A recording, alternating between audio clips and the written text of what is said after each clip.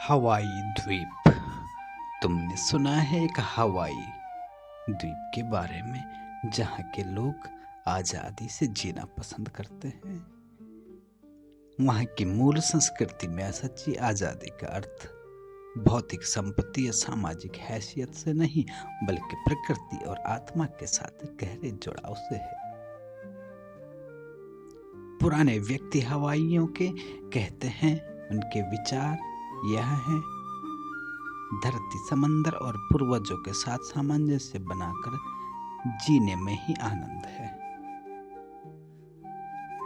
उन लोगों के लिए स्वतंत्रता वह है जहां मनुष्य प्रकृति के चक्कर का हिस्सा बन जाती है, न कि उस पर शासन करने की कोशिश करना। यह दृष्टि पश्चिमी समाज की उपभोग केंद्रित जीवन शैली के विपरीत है, जहां स्वतंत्रता को अक्सर अधिक खरीदने की क्षमता से जोड़ा जाता है। हवाईयन दर्शन कहता है, जब तुम पेड़ों की जड़ों को महसूस करते हो, तुम अपनी जड़ें महसूस करते हो। हवाईयन हॉली मतलब खुशी, हैप्पीनेस। इसके बिना सांस या आत्मा वाली स्थिति के रूपक के रूप में इस्तेमाल किया गया है। यह आधुनिक मानव की उस मानसिक जकड़न को उजागर करता है जहां व्यक्ति भौतिक सुखों के पीछे भागते भागते अपनी आंतरिक शांति और संवेदनशीलता को खो देता है।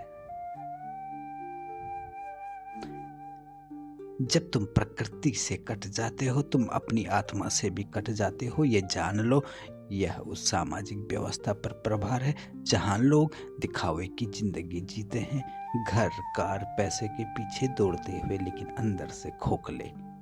तुम जान पाओ, असली जीवन वह है जो सरलता, ईमानदारी और प्रकृति के साथ सहयोग में जिया जाए।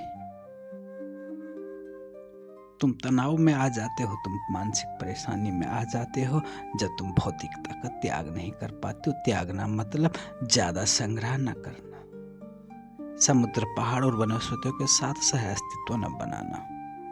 तुम तनाव में आ जाते हो जब तुम अपना आत्मनिरीक्षण, अपनी आंतरिक आवाज नहीं सुनते हो। तुम्हें चाहिए लोगों से गले मिलना, जो न सिर्फ शारीरिक है बल्कि आत्माओं का मिलन। जहां तनाव और अकेलापन महामारी बन चुके हैं, ये चीजें तुम्हें आनंद देगी। तुमने देखा होगा डॉल्फिन का झुंड, वह भी तुम्हें सिखाती है एक सामाजिक एकता, जहां हर सदस्य बिना स्वार्थ या प्रतिस्पर्धा के सामूहिक लय में तैरता रहते हैं। ये समुद्री प्राणी संवाद के लिए ध्वनि तरंगों और शारीरिक भाषाओं का उपयोग करते हैं, जो मानव समाज के विपरीत है, जहां शब्द अक्सर दीवारें खड़ी कर देते हैं। इस समुद्री प्राणी डॉल्फिन ने तुम्हें सिखाया है विनम्रता, सिर्फ व्यवहार नहीं बल्कि तुम्हारे अस्तित्व में होना चाहिए। ये तुम्हारा तरीका होना चाहिए। जो बड़ी डॉल्फिन है, जो नेतृत्व करती है, वो युवाओं को सिखाती है नेतृत्व करना। वो सिखाती है जीवन एक नृत्य है, न कि दौड़। वो तुम्हें सिखाती है तुम्हें लय, तालमेल बिठाने का तरीका, तुम्हें संगीत के साथ तालमेल, तुम्हें जीवन के साथ तालमेल, तुम्हें प्रकृति के साथ तालमेल बिठाना। तुमने शून्यता के बारे में सुना होगा, स्वयं का अहंकार तिरोहित करना, शून्यता और करुणा, सभी प्राणियों के साथ एकात्मता। असली समृद्धि भौतिक संपदा में नहीं, तुम जान पाओ, बल्कि प्रकृति और प्राणियों के साथ गहरे संबंध में निहित है।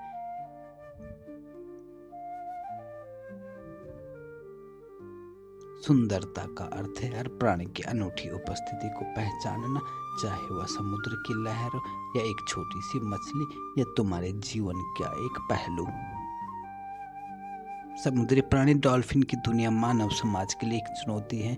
जहां तुम सफलता को व्यक्तिगत उपलब्धियों से मापते हैं, वहीं डॉल्फिन सामूहिक सुरक्षा और खुशी को प्राथमिकता देती है। उनका झुंड कभी किसी को बाहर नहीं करता। ये कारण है कि वे लाखों वर्षों से जीवित हैं। लेकिन तुम मनुष्य ने अहंकार और तुलना की प्रवृत्ति में से प्रकृति को एक दूसरे से दूर कर दिया, लोगों को दूर कर दिया। जीवन तभी समृद्ध होता है जब तुम दूसरों के साथ होने में विश्वास रखते हो, न कि पाने में।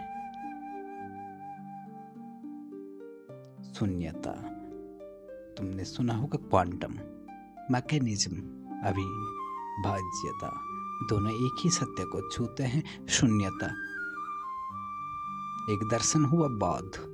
शून्यता का अर्थ समझाया, कोई भी वस्तु स्वतंत्र रूप से अस्तित्व में नहीं रहती, सब कुछ परस्पर निर्भर है। जैसे एक फूल मिट्टी, बारिश और सूरज की रोशनी के बिना नहीं खिल सकता।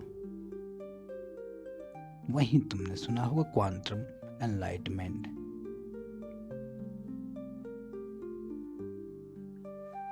कणों का व्यवहार उनके परस्पर संबंधों से तय होता है, जैसे क्वांटम उलझाव। दो कण एक दूसरे से इतने जुड़े होते हैं कि एक का व्यवहार दूसरे को तुरंत प्रभावित करता है, चाहे वे ब्रह्मांड के दो छोर पर ही क्यों ना हो। वास्तविकता एक जाल की तरह है जहां पर धागा दूसरे से गुंथा हुआ है। तुमने त्रियामी दुनिया का एक भ्रम सुना होगा। मानव मस्तिष्क ने त्रियामी दुनिया का मॉडल विकसित किया, 3D, जहां वस्तुएं अलग अलग और स्थिर दिखती हैं। यह भ्रम तुम्हारे पूर्वजों के लिए जीवित रहने के लिए जरूरी था, जैसे शिकार करना या खतरों से बचना।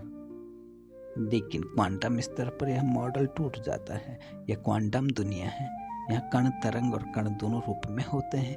इनका अस्तित्व संभाव्यता पर आधारित है, न कि निश्चितता पर। बुद्ध ने कहा, जो दिखता है वही सत्य नहीं है। जैसे सूरज पृथ्वी के चारों ओर नहीं घूमती है, पर तुम्हें ऐसा लगता है। यह भ्रम तुम्हें अलगाव का एहसास दिलाता है, जबकि वास्तविकता में सब कुछ जुड़ा हुआ है। सभी प्राणियों का ध्यान रखो, यही सत्य पर आधारित है। जब तुम समझते हैं कि सब कुछ अंतर संबंधित है, तो करुणा स्वाभाविक हो जाती है। डॉल्फिन के साथ तैरते हुए भी यही अनुभव किया जा सकता है। वे अहंकार के सामूहिक लय में रहती हैं, बट बिना अहंकार के। तुम्हें लगता है तुम इंसान अहंकार के सामूहिक लय में, ये समुद्री प्राणी नहीं। तुम अक्सर मेरा और तेरा में उलझे रहते हैं, जबकि हमारा को तुम्हें जीना है। जीवन को योजनाबद्ध करने की बजाय उसके प्रवाह में बहो। जैसे नदी का पानी बिना रुके हुए बहता है, हर पल बहता रहता है। प्रकाश की गति तक कोई निरपेक्ष वास्तविकता नहीं, सब कुछ पर्यवेक्षक पर निर्भर करता है। ध्यान की बात, जब तुम्हारा मन शांत होता है तो तुम शून्यता को महसूस करते हो, वह स्थान जहां विचारों का शोर खत्म हो जाता है। तुम जान पाओगे विज्ञान और आध्यात्मिकता एक ही सिक्के के दो पहलू हैं। इन्हें अलग न समझने की भूल न करना। क्या ये दुनिया, क्या इसे कैसे जिया जाए, दोनों तुम्हें याद दिलाते हैं तुम ब्रह्मांड का एक अंश नहीं हो, तुम स्वयं ब्रह्मांड हो। जीवन की गहराई इसकी जटिलता में नहीं, बल्कि उस सरलता में है जिसे तुम अनदेखा कर देते हो।